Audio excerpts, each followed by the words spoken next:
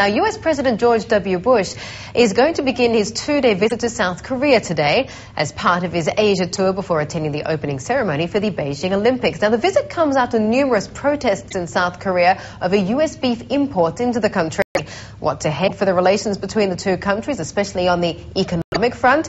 We have Daniel So, regional economist at Forecast, and he joins us here on set. Great to have you with us today, Daniel.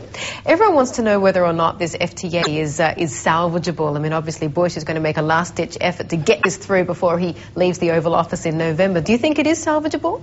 Actually, I don't think so, because right now the South Korea, the newly installed Lee administration will be more focused on shoring up public sentiment.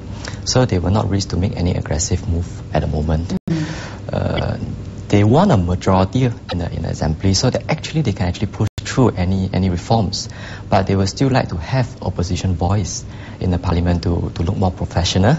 And the left-wing civic groups and the labor unions are pretty strong, have strong clout in South Korea. So I think this thing will be more or less being pushed aside for a while. If it is pushed aside, or even if it just doesn't fly at all, what are the economic downsides for both the South Korean economy and the US economy? South Korea is using so far export to US has been falling. So the link between South Korea and US actually has been sort of decoupling. I would say that the risk of South Korea export rather to Asia emerging market like China, maybe in terms of consumer goods to China, because China strong fundamentals of consumer over there is going to buffer the slowdown in US or Europe. So the link between South Korea and US at the moment now is supposed to be more or less less.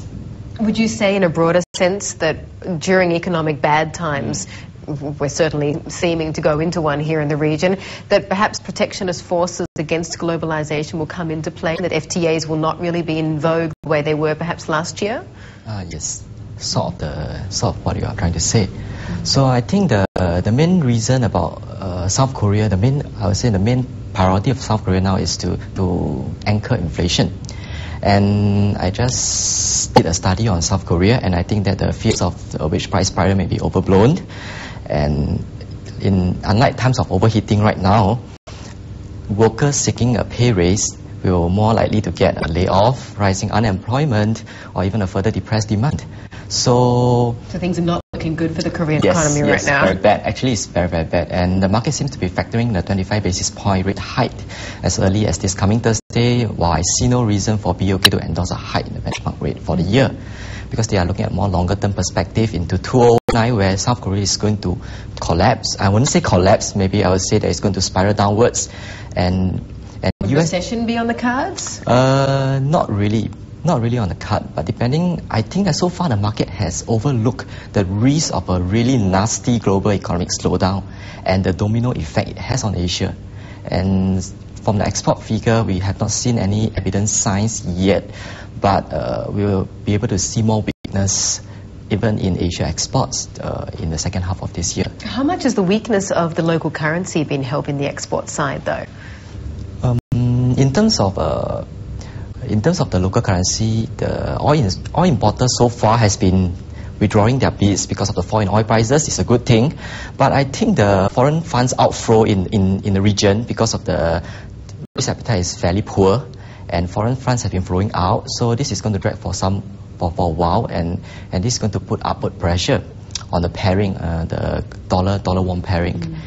And right now, interest rate hike may not be as effective to contain the tradable inflation, so I think they will have to endorse a stronger won, and I may see more aggressive action in the coming session. Certainly they've been trying, haven't they? Thank you so much for joining us today with that conversation. Daniel So, regional economist at Forecast.